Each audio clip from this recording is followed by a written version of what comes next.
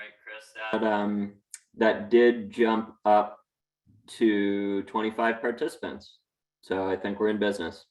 And you're muted. I'm going to mute now and I'll let you start. Great. Well, welcome everybody. Thank you very much for joining us. Tonight we'll be going over two pieces of information for you. We're lucky enough to have Adam Finkle from Woods Hole Group speaking first about our comprehensive planning projects that we have for Duxbury Beach. And then what we'll be doing is we will be speaking specifically about 4 projects that are going to be happening and what impacts that's going to have to folks and why we're doing it and a whole host of things. There's a little bit of instruction here. Is that if you could ask all your questions in the Q&A box down below. We're going to take them at the end of our discussion. The session is being recorded and we've automatically muted folks and turned off video because that helps with bandwidth. But to no further ado, Adam, I'm going to stop sharing the screen. All right, and I'll jump into share here.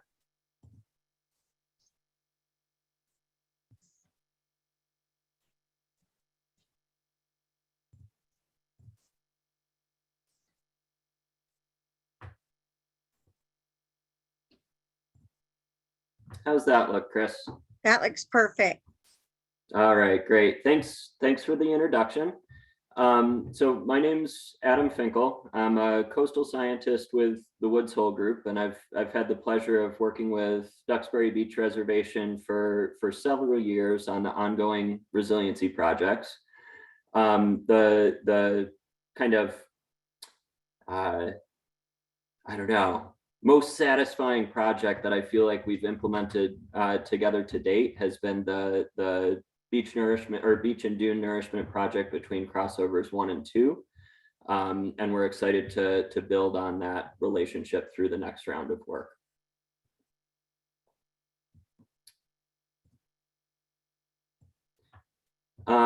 So getting into it here.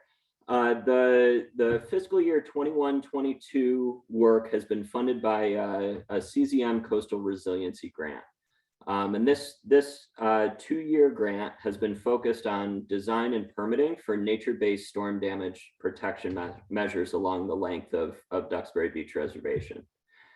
So the goals of the current scope of work are to build on the 2016 management report recommendations, which was funded by an initial round of CZM grant funding, and develop an adaptive management approach for the beach. So what DBR is really looking to do is be able to proactively plan for storm and sea level rise impacts that are going to become more pronounced and likely more frequent over the course of time, actively respond to storm damage as it occurs and to future sea level rise impacts, and be able to adaptively manage the site in a way that allows the organization to leverage available funding and leverage available sand sources as they become available.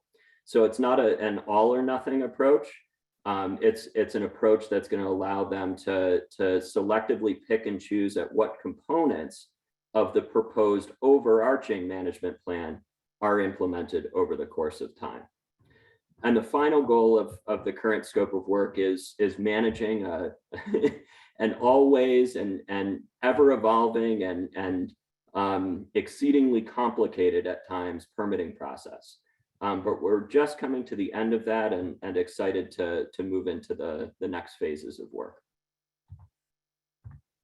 So reviewing 4 key components of the project, and again, these are components that were included in the 2016 management plan. And now what we're looking to do is finish securing a comprehensive permit that will allow each of these 4 key areas to be improved over the course of time. So those 4 areas are the ocean-facing beaches and dunes along the length of Duxbury Beach, erosional areas that are located on the bayside roadway, where the roadway comes in, or where the shoreline rather comes in extremely tight to the roadway just south of the Powder Point Bridge. Low areas of the roadway that are vulnerable to flooding, so thinking about areas like high pines, and erosional areas directly around the Powder Point Bridge abutments. And I'm going to get into a little bit more detail about each of these 4 key areas on the next couple of slides. So bringing the view in here, and first talking about the ocean-facing beaches and dunes. So as you're all well familiar with, DBR has an extensive length of beach that extends from north of the Powder Point Bridge all the way down almost to the Gurnett line.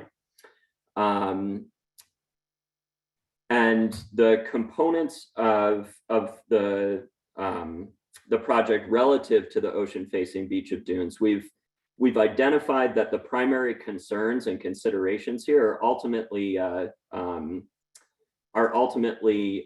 lack of sediment within the broader system.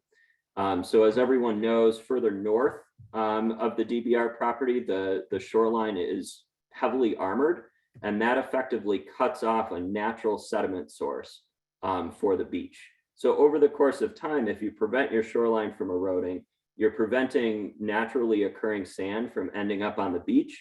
And so slowly over the course of time, that beach lowers in elevation and lowers in elevation and lowers in elevation and lowers in elevation to the point that we're at now. So our preferred alternative for improving and enhancing the beach and dune system includes nourishment to increase the overall sediment supply in the system. And we purposely permitted a large nourishment footprint that overlaps a good portion of the Duxbury Beach Reservation property, because that's going to allow Duxbury Beach Reservation to adaptively manage and adaptively nourish and selectively nourish portions of the beach over the course of time. So our recommendation from back in the 2016 management plan was a 168-acre total footprint along 3.8 miles of beach. The profile would, in order to construct the design profile, it would take close to 1 million cubic yards of sediment. It's a very large scale nourishment project. And so you can see that it may not be feasible based on available funding, based on available sediment sources, to be able to bring in that volume of material in one go. So again, the purpose of this effort is to allow for adaptive management that'll allow smaller volumes of material to be brought in over the course of time. There will be assurances that the sediment will be clean and grain size compatible with what's currently on the beach. And then the landward portion of the dune crest will be revegetated with beach grass and some selective woody vegetation, just like the area that was constructed between crossover 1 and 2 back in 2018, 2019. The second component of the current focus is the 2,000 linear feet of roadway south of the Powder Point Bridge, where the waterway and the channel are currently encroaching on the roadway on the bay side. So a couple of photos here and just a better, more thorough description of what's proposed in that location. So there is erosion that's occurring along that 2,000-foot section, again, where the bay very closely abuts the roadway. And part of the reason for the exacerbated erosion in this location are that you've got the channel closely encroaching on the roadway. There's significant current velocities, and it's transporting a lot of that sediment away from the roadway. So what's proposed in this location is a cobble berm, which utilizes a larger grain size material, cobble on the order of 4 to 6, maybe some 8-inch material that's mixed in. And that material is less mobile in the system, less susceptible to erosion and scour, and hopefully provides a greater lifespan and longevity along that section of road. The reason that cobble is being used in this location is because hardened coastal engineering structures like seawalls and rock revetments are not permittable in this particular location. And so the preferred alternative would involve the placement of approximately 750 cubic yards of cobbly material with a 3-to-1 slope extending towards the bay. And all of that material would be kept up above the high tide line right along the roadway side slope.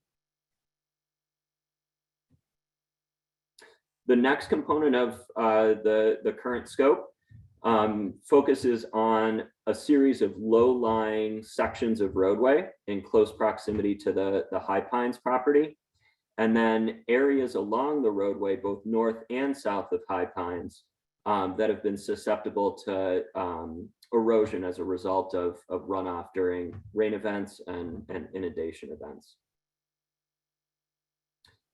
So as folks that traverse the road on a regular basis know, some of the primary considerations in this location have to do with sections of the roadway that experience frequent flooding, and then after that flooding event, do not drain effectively. And so over the course of time, we know that with the current sea level rise projections, inundation along the roadway is going to become more and more frequent. And so there's going to be an increased necessity to deal with the lowest lying sections of the roadway, increase their elevation in order to keep up with sea level rise, and then improve drainage along sections of the roadway that are currently low lying that have trouble draining. And so the way that we propose to improve the roadway in these locations is to elevate the lowest lying section of the roadway, which is approximately 1,400 linear feet, wrapping around the High Pines property, bringing that roadway elevation up to 9 feet, NAVD 88. Now, we're not proposing raising that section of the roadway by 9 feet. Rather, we're proposing to bring the roadway elevation up to 9 feet above sea level, which is an increase of 1.5 to 2 feet over the lowest lying sections of that road.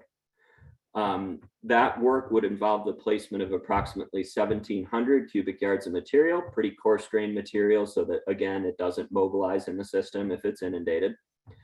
And it incorporates some living shorelines on the side slopes extending towards the coastal dune and then down towards the salt marsh. And a portion of this project involves a traffic management plan, because there were some concerns expressed by the regulators about increased speeds along improved roadways. And so a traffic management plan is a component of this project as well. The final piece of the roadway improvements focuses on areas of the roadway that have become susceptible to erosion as a result of stormwater runoff. So there's no stormwater infrastructure along the roadway as it stands. And so in locations where there's been erosion and runoff and where the roadway side slopes have sloughed, there is going to be a focus on implementing some low tech but very effective stormwater management structures in these locations. And those structures are going to utilize natural materials to drain excess water from the roadway surface without exacerbating erosion and scour. So not increasing the velocity of that stormwater as it makes its way down across the salt marsh and into the bay. And what it's going to involve, if you look at the detail on the top right here, the roadway surface is out under this large white square that you can see here. And so what's proposed is creating an 8-foot by 8-foot catchment basin in the roadway travel lane, filling that basin with crushed stone right up to the roadway surface, so sitting flush with the roadway surface, and then installing a stone-lined channel that extends from that basin, that stone basin, seaward to reduce erosion and scour along the roadway side slope and down towards the bay. They're going to be fairly small in scale and small in size, only requiring about 4 cubic yards of material in each location. And I believe that we have 5 locations currently slated for improvement in this way.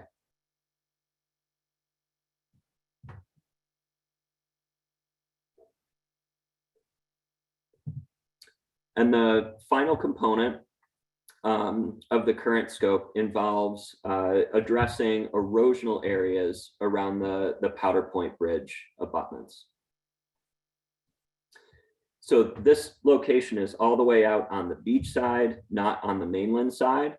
And the primary considerations and concerns in this location are that there's ongoing erosion occurring around the bridge abutments. So again, erosion is the primary concern in this location. And again, just like the roadway, it's the result of higher tidal channel velocities under that section of the bridge. It currently requires regular maintenance. And so the idea here is to improve the resilience of the road or of the bridge abutment while reducing overall maintenance costs over the course of time. And so what's proposed in this location is a cobble berm installed against the roadway abutment. So again, relying on larger grain size material that's less mobile in the system, is less likely to wash away and provides more protection to the bridge abutment. So again, more erosion or more resistant to erosion from the currents.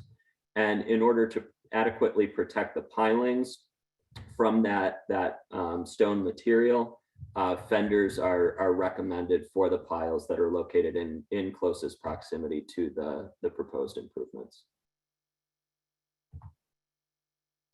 And in this location, if you look at the detail on the right here, you can see the bridge abutment as you come off the bridge and onto the beach, extending towards the top of the screen.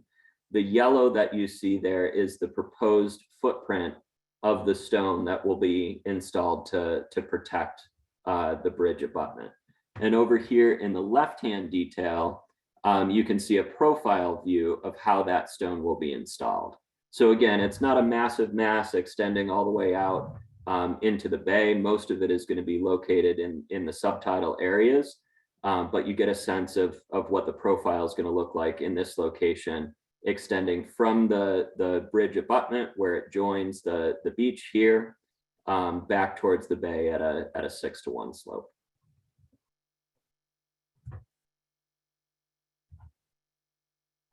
Now, this slide here, there's a lot of information here, but I think it provides a good cursory overview of the progress that's been made to date and DBR's vision for the future.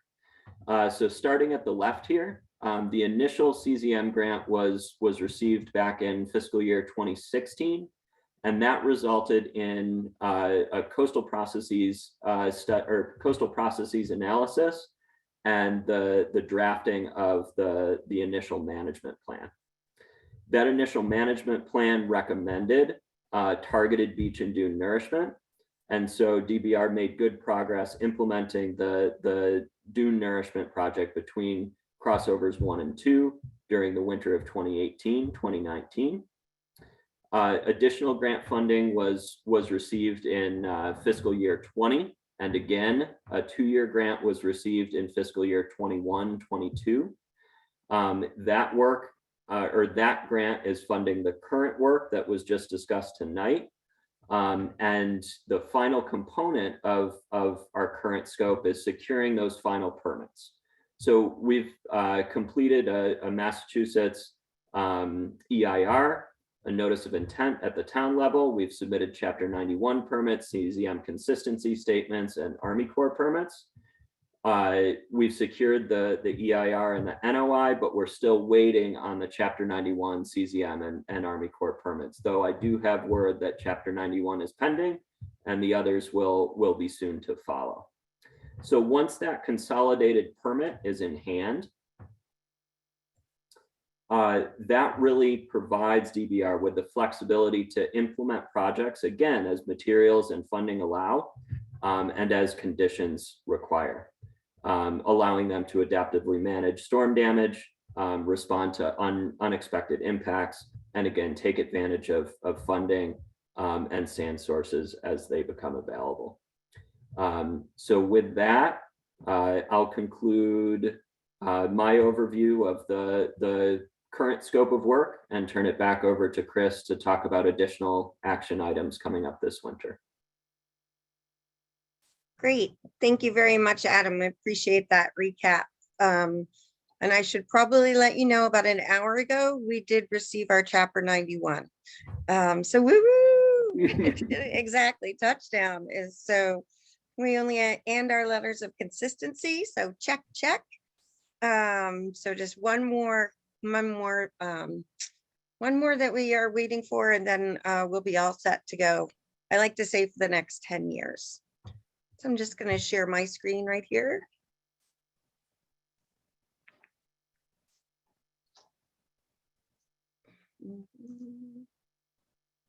How does that look, Adam? That looks great, Cris. Great, thanks. So thank you, Adam, for that great rundown on 2 years of information and work that's been accomplished in 20 minutes. That's really impressive. I wish it had taken only 20 minutes or even 40 minutes to actually accomplish that. It's been a long haul, but we're about to see really the fruits of our labors very shortly. In fact, I'd like to say starting next week. So a quick outline, I'm just going to touch base on some reservation innovation, our coastal resiliency projects, storm alterations, a solution that we've just come up with thanks to the work with Woods Hole Group, what currently is ahead, and how you can help us and join us in the next several months of work that we have. So really quickly, to kind of put it into layman's terms, reservation innovation. We have 4.5 miles of beach at the reservation that we own, starting with the end of the seawall in our northern property, where the houses end, our property begins, all the way down to the Gurnett Guardhouse. And rather than approaching permitting for each project individually, we chose to submit what Adam was speaking about, the expanded environmental notification form, which is a really fancy way of saying planning and permitting for the last 2 years, so we can better proactively increase the resiliency of Duxbury Beach. I like to say it adds flexibility to management of a barrier beach, not something you really hear the word flexible when it comes to barriers. And it gives us a whole host of opportunities. It allows us to cover multiple projects. We'll be streamlining the process, though it's been a long 2 years along with COVID delays. It's very cost effective. And I think the best part is that we stand ready now wherever there is an issue on the beach to go and work on that. Normally, it would be a 2-year process between figuring out where we need to focus our attention, doing the design, putting in the permits, and then the construction. And that's because we only have a small window that we're able to work because of listed species on our beach. So having all of these permits in hand means the only thing that's slowing us down is either the calendar when we can't work, or being able to raise the funds to do the projects. So we're kind of off to the races. A little bit about Duxbury Beach in general. I know that most of you are very familiar with it. When Woods Hole Group was looking at the beach, they divided it into different segments based on beach morphology and coastal activity. But it was so diversified. I thought this is a really good image of showing the near the northern area and Transect 4, you see a sandy beach. What folks might think is a nice view, what I'm seeing here is that you have your sand fence, and then you have all this kind of scour behind it, and then you have the dune. But in comparison to just a couple transects down the road, literally south, you'll see that the majority of the area is cobble, and you have really a different terrain completely. So how do we approach that? Well, nourishment comes in many forms, and this is what folks I think are used to seeing on sandy aspects. And we're looking at sediment, whether it's chemical makeup, grain size, color, but it can very easily be turned into what I like to call a trapezoid or geometry project, where we're looking at height and slope and kind of the width of the base of that trapezoid or dune. But we could also be looking at cobble. And as Adam spoke about, we'll be approaching both the dune nourishment, sand nourishment, as well as beach nourishment. And the difference between a dune nourishment and a beach nourishment is literally what's above and below the high tide line. Coastal resiliency is a phrase that's used quite often, and you'll see it in a lot of grants. They actually use the word resiliency now. And just to define it, because this is kind of the mantra for Duxbury Beach Reservation, we don't employ hard infrastructure. We're not trying to kind of keep the ocean or Mother Nature, if you will, at bay. We realize that we need to act as a barrier beach, which means the beach is slowly but continuously moving west or towards the mainland. We need to have the ability to adapt. And that means that in order to rapidly recover, we need not to use hard infrastructures, but use products that are natural to the land, or some people refer to them as green infrastructure. So that means we're using sand fill, salt marsh should be an example, cobble berms, and I have different colors because there's different size cobble, or native vegetation. And all of these exist in different ecosystems that we have on Duxbury Beach.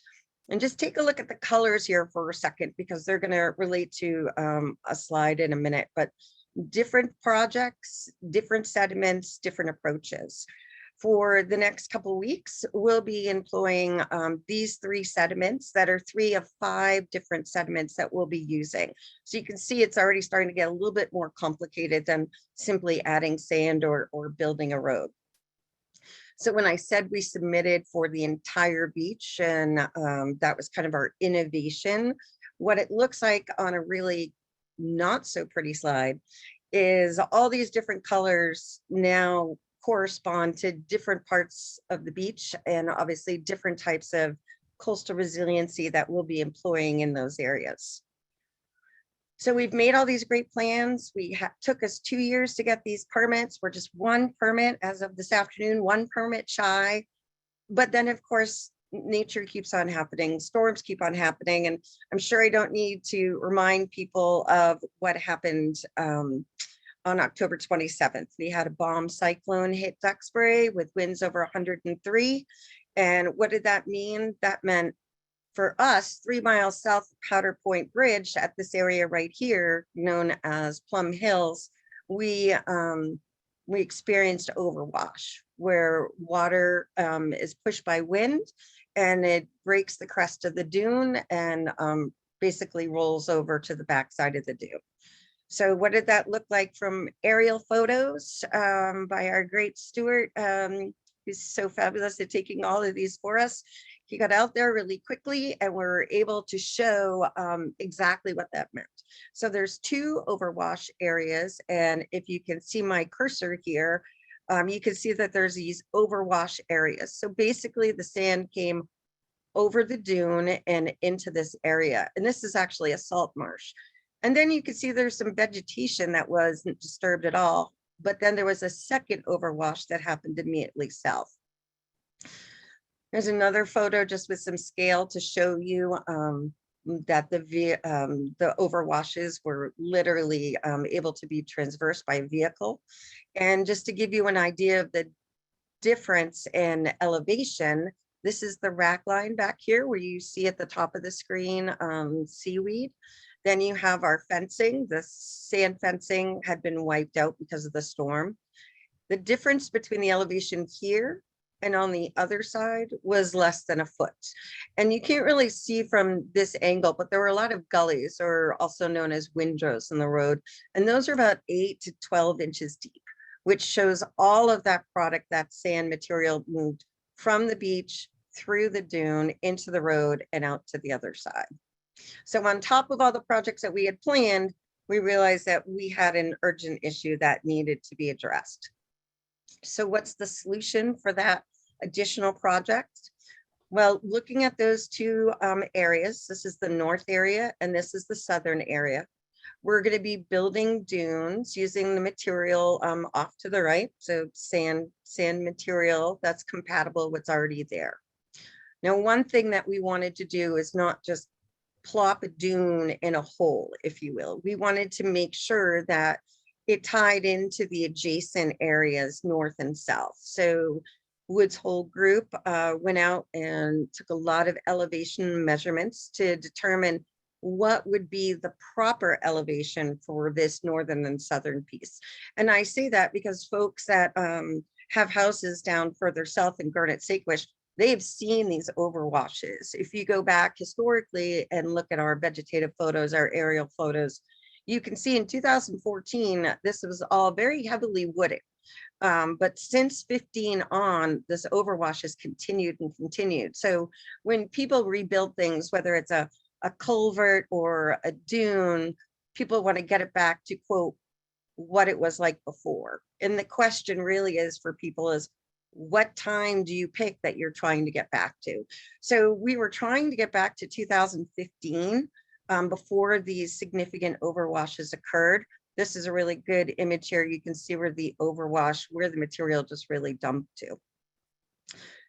So not all dunes are alike. In fact, I don't think there's any dune that's the same measurement. That's why all those transects were taken from the profiles on the beach. But this is an example in that northern site or the northern overwash area. Now, what we're looking at is, I'm sorry, I should have done that. Elevation is listed on one axis, and then you have the distance from high tide on the x-axis. And what this is showing you is that if you're looking at ocean, the ocean is on this side, just for being able to relate yourself. What we will do is, this is currently what the dune looks like right now. The dune will go up to this dotted line. You'll see the high elevation here is about a little over 16 feet. But the interesting thing is that we'll be putting sturdy fence. I'll speak about that in a minute. But when you get to slope angles, the angle in front is going to be 6 to 1, but the angle in the back towards the road right here is going to be 5 to 1. That means it's going to be a little steeper. If you look at the same area in the southern site, you'll see that it's different. We have a 6 to 1 to a 4 to 1.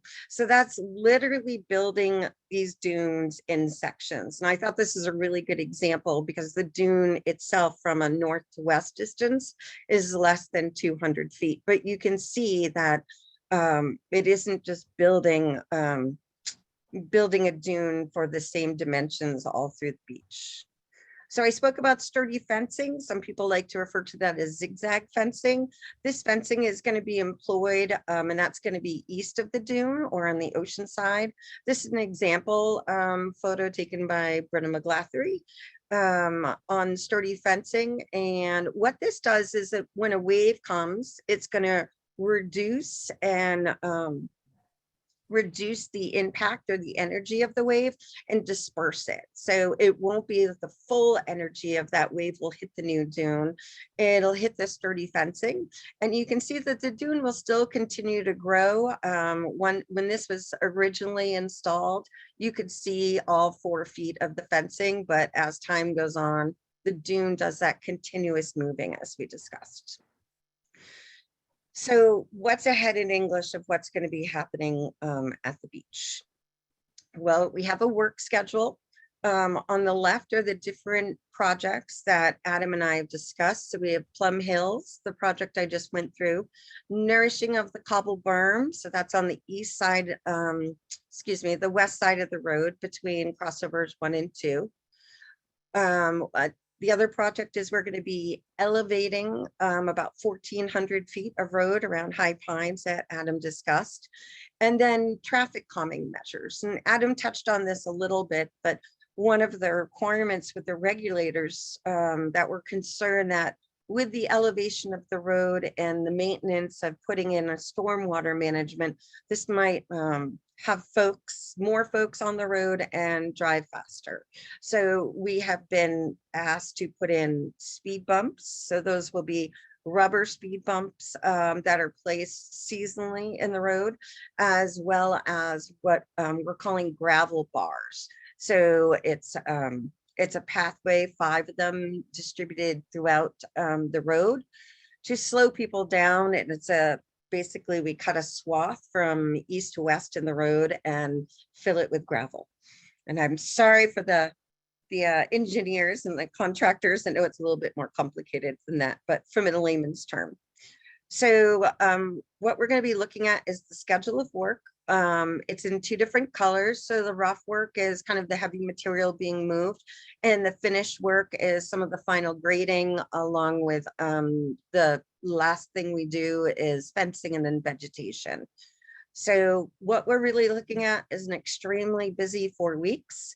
That will be starting next week. We have to have all our products sampled. So those 3 piles that you saw previously of the product we're using, they all needed to be dropped off today to be analyzed to ensure that the size of the grain is accurate and compatible to what we currently have. You don't want, I know a lot of people like that really nice, soft, fine sand that when you get wet, you lie on the beach and it sticks to you and then you kind of take it home with you. We don't put that sand on because it's not compatible with the sediments we already have there. And frankly, that nice soft sand with our winds would blow away and be taken away by everybody's driving away when they're wet.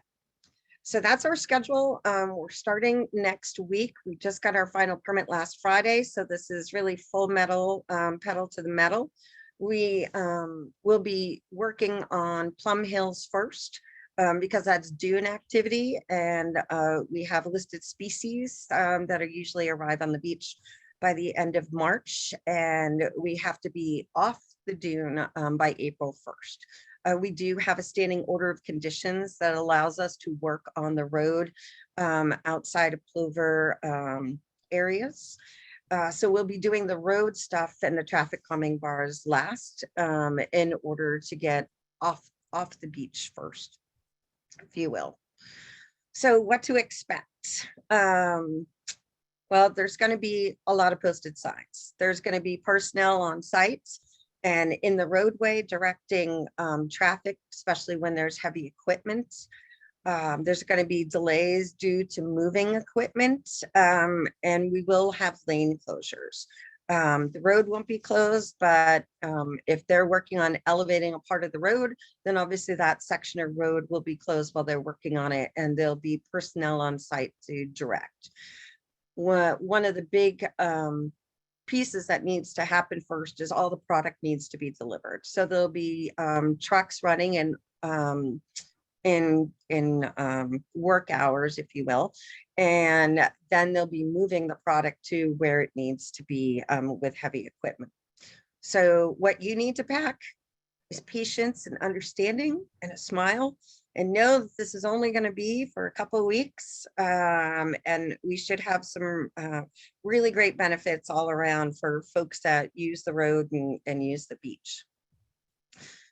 But of course, we wouldn't have this without asking you to help with us, not only packing your patience and your understanding, but as many of you know, and my guess many of you are familiar with our planting events that have occurred over the years. This image depicts the recent planting that was the final step in our dune nourishment that we did in 2019 between crossovers 1 and 2. And Ammophila is the Latin word for American beach grass. That means sand loving. And we will be planting a lot of it. A lot of different areas are going to be planted. We've already placed our orders for vegetation. And the really key thing is that we stick to the requirements of planting them 3 feet away from each other, so it gives them time to grow, and those rhizomes underneath the sand, the roots that go horizontally will really hold the dune in place, and that's really important, obviously. And I like to put out that fresh air is healthy. So that's the reason to come out. It's not just labor. And if we can talk Maggie Carney into it, she will make cookies for folks. But the next steps after this project, there's lots of opportunities to get involved. Next weekend, we have our beach sweep. That's coming up quickly on Saturday from 10 to 1. We're gonna hope for sunny days and soft winds. Then we have Desserts for Duxbury. It's a group effort between Duxbury Beach Reservation and Duxbury Education Foundation. We're partnering again to have folks order online their holiday desserts, cheat like I did, pretend you make them, and then bring them to whatever events you have going on that weekend. And then in April, we're going to continue our Get to Know series. So we're just getting started. I know a lot of people think of the beach in the warmer months, but we've been planning this for clearly 2 years, and we're about to see the fruits of our labors with these projects getting underway. And I would be really remiss if I didn't thank all the folks that made this possible, especially the Coastal Zone Management Group and their Coastal Resiliency grants have helped us tremendously to get here. The Woods Hole Group for all of their work and analysis. They didn't just do the analysis, monitoring, and left. They've actually stuck with us through the planning. I don't know if it's glutton, good for punishment, but we're also very excited to partner with Duxbury Construction on these projects. They've helped Duxbury Beach over the decades, and we're very excited to partner with them on these larger projects. So what I'm going to do now is kind of stop the presentation part and look to see. We have a couple of questions here, Adam, if you're up for it. Let's take a look and see.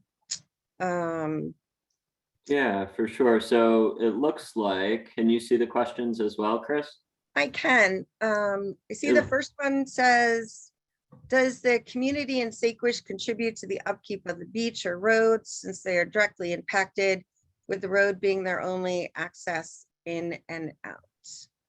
And the answer is there isn't any contribution monetarily wise. There are a handful of residents that are really helpful to the reservation, and we appreciate their work. But there is no financial contribution to date for that. And then I felt comfortable tackling the second question, and then maybe we could turn it back over to you, given your well, not that a snowy owl is a shorebird, but that's a good fit for you. So the second question is, would an offshore breakwater be effective in this location? And is there any work or need to restore marshland on the bayside? So with regard to the first question, given the regulatory environment here in the state of Massachusetts, it can be extremely challenging to permit offshore hardened structures. And in fact, with many of the regulatory agencies, those hardened structures are a non-starter. So new groins and new breakwaters are not something that is looked upon favorably. And in this particular case, we know that the area that's just offshore of Duxbury Beach Reservation is fisheries habitat. And so the implementation of those breakwaters would be considered a take of that habitat. And so in short, it would be extremely difficult to permit.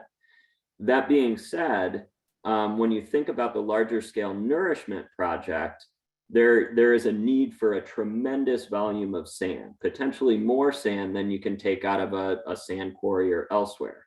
So one alternative that is being looked at in that offshore environment is potentially being able to create a sand borrow site located offshore, where sand could be dredged and pumped back up onto the beach to make up for some of that volume. But again, that is another practice that's extremely challenging to permit and is an awful way down the line.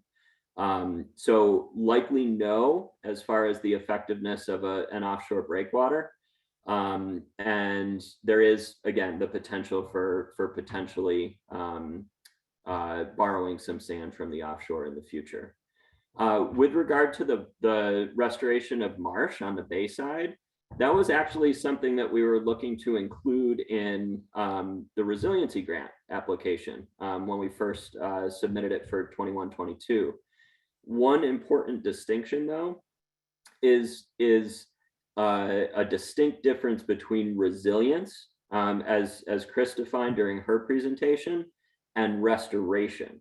So the CZM office really tries to make that distinction between projects that are focused on resilience and restoration, and that marsh recreation fell under the guise of restoration. So if that work were to occur, we would just have to seek out another funding source for that type of work. And that definitely is on our wish list. As you drive south of High Pines, where the drumlin is, where all the trees are, you can see the degradation that's happening, especially because it seems that more often than I would have imagined, there's a southwest wind that just keeps on beating up that salt marsh there. But the great thing is that DBR hired Woods Hole Group to do an evaluation of the salt marsh. And I thought that was really important because we needed a baseline instead of driving by and saying, oh, look at that, that's getting worse kind of thing. Having a baseline will now be able to look and say, what exactly has been lost? What's the percentage? What is high marsh versus low marsh? So even though we're not addressing or tackling that section right now, I feel that we've made some good inroads on where we're actually at with what it looks like right now. Looks like there's a couple more. Yeah. There are currently snowy owls in the area. How will this impact them? You know, I just had this question this morning at 9 a.m. Speaking with Duxbury Beach Reservation and the town beach operations meet once a week. There hasn't been a snowy owl observed since the 5th, I believe, is last day, 5 days ago, but we'll be keeping an eye out for them. This area is actually quite funny for the Plum Hills, to be honest. When we did our walkthrough with our construction partners, there was a snowy owl on where that I showed you the overwash was. There's a natural cobble berm on the Bayside, and he sat and he watched us the entire time. I think that's where he actually prefers to have his duck every morning as well, because I've seen him there quite frequently, but we haven't seen them. But the beginning of the project wouldn't impact them anyways, because we'll be dumping sand in big piles so we can start to get to work. And it's not in the areas that the snowy owls have been observed this season, but we will be keeping an eye on that, as well as plovers will be arriving, I like to say by March 21st, though they don't have a calendar date that they actually come. Next question is, what are the projects that are planned following these? Are there any after the 4 spring ones? But that's the exciting thing about the permit, is that we have a whole host to choose from that Adam went through. But on deck right now is a large beach and dune nourishment project at Duxbury Beach Park in the northern end, which is up near Blakeman's. And we're waiting for that last permit that we mentioned earlier, so we can start going into detail on that project. But the nice thing is it's already been pretty much blown out. The last thing we need to do is a survey right before we do the project to get final numbers for our nourishment, and keep our fingers crossed for a CZM grant, because it is a quite expensive project there. Next question. Oh, there's quite a few. I'll get started here. The road is used by Gurnett Sequish residents. Is there any contributions from those residents or the city of Plymouth for road work? The answer is no. The town of Plymouth doesn't contribute. It's all private property.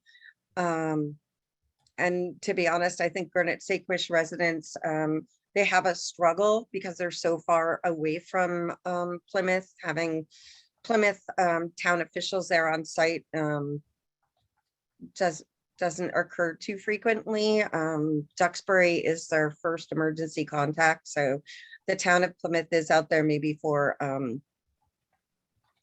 building inspections, etc., but there's not too much of a presence and there is no contribution. I was there this morning and saw at least 2 snowy owls. Excellent, that's great. Wonder where they were hiding. We went and did a full monitor, but the impact shouldn't, there shouldn't be any impact to the snowy owls. And all the snowy owls that are being released now, because it's after February 1st, would be released north. And they shouldn't be around too much longer. We really don't want them to hang around too long, or they're going to miss their window for going up north. Just a comment, we had a snowy owl on our house at the Gurnet yesterday. Seems to hang around mainly there, but not further north in the road. That is really good to know. And this is a good example of Gurnet Sagebrush people helping out. They might not be contributing directly financially, but there are great eyes and ears for the beach, especially when we can't get down there on some of these big tides. So that's all I have for questions. Adam, I didn't know if you wanted to add anything else. Yeah, I guess I was thinking even more about it. I typed out a response to Holly's question about the offshore breakwaters as well, and just thanked her. It's a great question. And I just had put this in the chat box as well, that in addition to what I mentioned in my initial response, breakwaters are really great at dampening wave energy as it comes into the shore, but they aren't effective at preventing storm surge or water from moving around the breakwaters. And so even if the structures were permittable and installed, they would only address 1 out of 2 causes of ongoing erosion along the beach. They'd help to dampen that wave energy, but they wouldn't prevent that storm surge inundation from coming up and taking a bite out of the dunes. Right. And I think, as you said, I mean, even with FEMA, I mean, I think they're very well known for their emergency funding after disasters. I think that a lot of people just equate that to them, but even their funding, they're looking towards now resiliency projects, and they realize that it's a lot less expensive to be proactive, if you will, and encouraging people to have green infrastructure versus hard infrastructure, so you can kind of get that more of that bounce back, as opposed to hard structures redirecting the energy to somewhere else, and next thing you know, it's still gonna flood over. So as we said, the reservation is really looking to do those kind of green infrastructures, and that's, to be honest, where the funding is as well. I see that Jason Partner, who's with CZN, thank you for joining us, offered this as well. Offshore breakwaters can also interfere with long-term sediment transport, leading to erosion hotspots. And what that's referring to is that on Duxbury Beach, the sediment naturally, when you look at a wave, you see that it always comes in at an angle, and that sediment is naturally moving from north to south. And with offshore breakwaters, that's going to interrupt that natural sediment movement. I'm from South America, where Delos was invented. Any way to deploy something similar? I'm going to let you take that, Adam.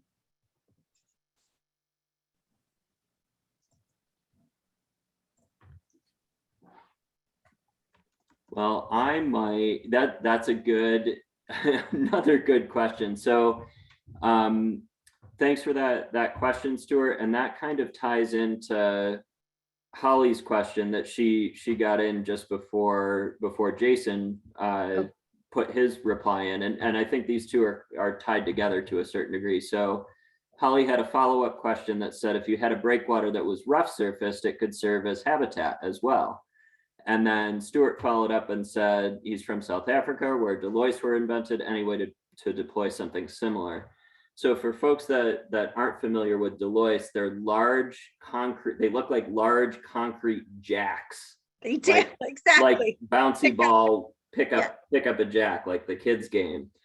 And they're positioned around harbor entrances and along the shoreline to help break up that wave energy as it comes into shore. And so that's a great question from Stuart. And again, the Deloitte is considered a hardened structure. And so it's not something that's permittable along a naturally occurring shoreline like Duxbury Beach Reservation, where we're not protecting a critical infrastructure, a critical component of infrastructure. So it's likely not something that would be permittable in this location. But for folks that are interested in how hardened structures are being explored in the state of Massachusetts, the Stone Living Lab at UMass Boston is piloting a series of resiliency projects out on the Boston Harbor Islands. And they're looking into the types of questions that Holly posed and Stuart posed, where they're piloting projects that look at strategic placement of boulder fields in the near shore. So building a boulder field that'll attenuate some of the wave energy, it won't keep the floodwaters out, but can we attenuate wave energy, use some hardened materials, and create habitat? And so if folks are interested in looking into those types of alternatives, Stone Living Lab is a great source of information about kind of pushing the envelope about what's been typically acceptable in the state of Massachusetts. And Duxbury Beach Reservation has partnered with them on one of their projects, and we're partnering with them again to look at kind of intertidal habitat and species that are there. And they just did some elevation work for us. So if you just gave a plug to hard structures, I'm going to now send everybody on a tangent. They're going to think I'm crazy. And we'll see what Jason says about this. But on the flip side, there's a group from MIT that's looking into kind of the opposite. It's called Green Tutu. Yes, like a ballerina. And they're setting up kind of, if you will, I would call them pods of marsh, floating marsh, if you will. Same idea to reduce that wave energy. And that's why, I think that's a really good note to end on. That's why Duxbury Beach is so important. I mean, we are standing at the face of either 19 miles to Provincetown or 250 from Owl's Neck, Nova Scotia. And we stand and we take the brunt of all of that wave energy, that fetch, the distance that water travels in uninterrupted. If the beach wasn't there, then instead of only being a third of a mile, the length of the bridge, or 2.5 miles, the distance between us and the mainland, meaning Duxbury Beach, it would be, instead of 2 miles, it would be those 19 miles plus 2. It'd be 21 miles. That's a lot of energy to hit the mainland. And that's what Duxbury does. That's why it's called a barrier beach. It stands ready to take that wave energy, disperse it, reduce it, and protect the mainland behind us. So Green Tutu, everybody can think I'm nuts. I have to say the person that's on that video is nuts, but it takes nuts to come up with some crazy ideas. And the reservation has spoken to them about possibly being a test site for some of the work that they're doing as well. So it's all about science and doing measurements, and we really appreciate folks' interest tonight.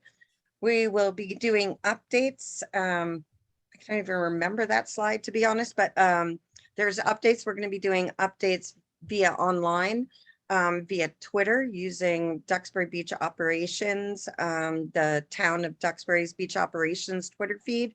And Duxbury Beach Reservation will be sending weekly updates, and that will give you an update on the progress of the projects themselves. So between the two of us, I think we'll have it covered through Twitter, and the reservation will be using our website and our social media post in order to keep people updated. And hopefully on May 1st, you'll see these changes completed, as well as some bonus projects that we're doing to ensure that we have access for folks that might have mobility issues as well. So a lot going on. And Adam, thank you very much for your time on this Thursday. I know it's been a whirlwind week for you. I appreciate it, jumping through so many hoops. And if anyone has any questions, you can certainly contact me. My name is Cris. spelled CRIS, at duxburybeachreservation.org. And happy to answer any further questions. But thank you so much for joining us. And thanks again for the heads up on the snowy owls. We're going to keep our eyes out for this. And next time we'll speak, I'm sure that we'll have a lot to talk about for future projects coming up. Thanks, Right. Adam. Thanks Appreciate so it. much. All right. Have a Take nice care. night.